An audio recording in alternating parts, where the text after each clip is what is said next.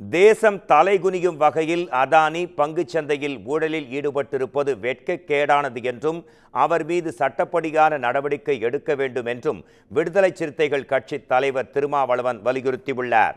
சென்னை வடபழனியில் உள்ள பிரசாத் லேபில் நெஞ்சு பொறுக்குதில்லையே என்ற திரைப்படத்தின் இசை வெளியீட்டு விழா நடைபெற்றது. இந்த விழாவில் விடுதலை சிறுத்தைகள் கட்சி தலைவர் திருமாவளவன் கலந்து கொண்டு சிறப்புரையாற்றினார்.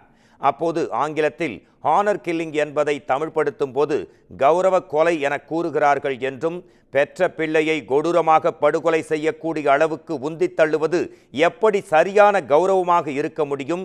அது வரட்டு கௌரவமாகவே இருக்க முடியும் என்றும் குறிப்பிட்டார். இதை ஆணவ கொலை என்று நாம் சொல்லுகிறோம்.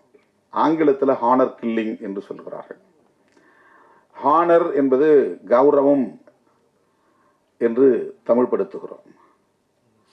அதனால் கௌரவ கொலைகள் என்று நீண்ட காலம் சொல்லப்பட்டு வந்தது. இதில் என்ன கௌரவம் இருக்கிறது?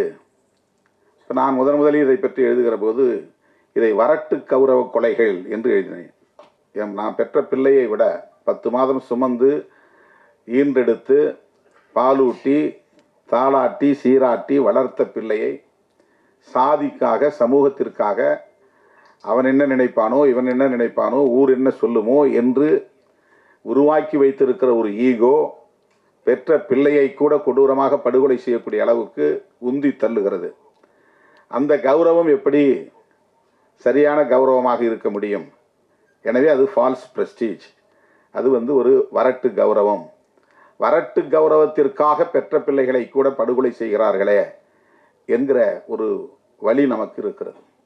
முற்போக்கு சிந்தனைகள் வளர்ந்து சமூகத்தில் ஆண் பெண் இருவரும் சமம் என்கிற ஜெண்டர் ஈக்குவாலிட்டி வளர்ந்திருக்கிற சமூகத்தில் இது கிடையாது. ஜெண்டர் ஈக்குவாலிட்டி உள்ள சமூகத்தில் இது கிடையாது.